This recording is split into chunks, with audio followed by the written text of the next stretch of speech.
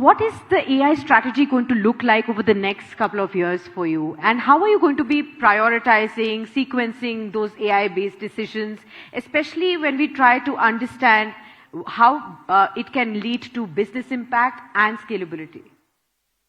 Yeah, well, I mean, the way we look at our AI strategy broadly is, in the context of, a lot of our core business workflows, core business processes, whether it's planning, finance, procurement, project execution, what is it that is required here and now, right? And in that context, we are looking at various different, AI techniques, whether it's traditional AI to composite AI, generative AI. Now there's a lot of buzz around agentic AI, right?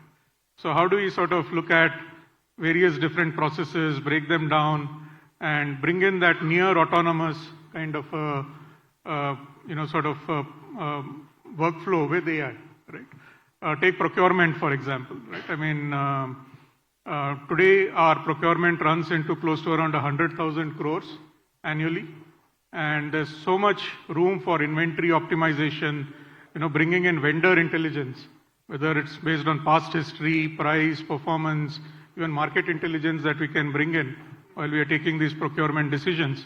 A lot of that can be done through agentic AI, right? So a lot of our solutions are here and now, which are very important. There's immediate productivity impact. There's an impact in terms of savings, or maybe other aspects like safety and compliance, some of that. But also there are more, let's say, involved problems which have a greater gestation time. Could be things like engineering drawings, right? First principles based engineering drawings where we need to sort of understand what's in let's say a piping and instrumentation diagram or an electrical diagram. So that requires a lot more, rigor in terms of how AI can sort of do that reliably. And the potential again is immense, whether it is, if you're able to read an engineering drawing, you can then generate maybe a bill of quantity, you can do, maybe site inspections based on planned versus actual. So a lot of that comes into play.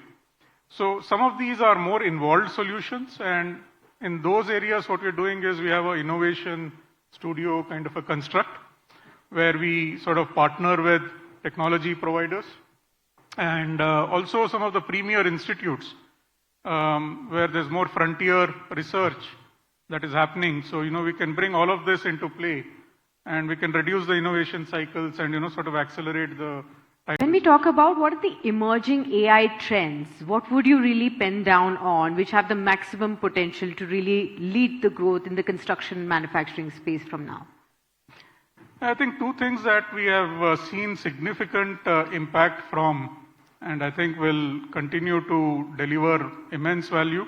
I think this whole concept of, as I was mentioning a while earlier, agentic AI, right? I think the ability to sort of, have your workflows broken down and then be able to take near autonomous, decisions, which was previously being done by, previously being done manually.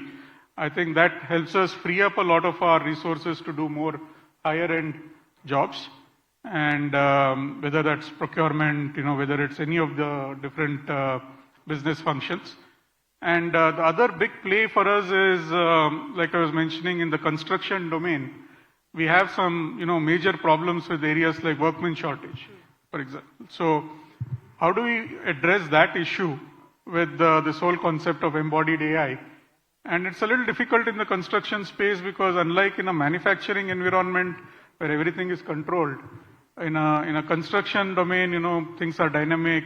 There are things that are moving all the time. There are undulated surfaces. So having a robotic play in a construction site means you need to have more advanced navigation, perception capabilities. So those are the kind of things that we're looking at as game changing in this space.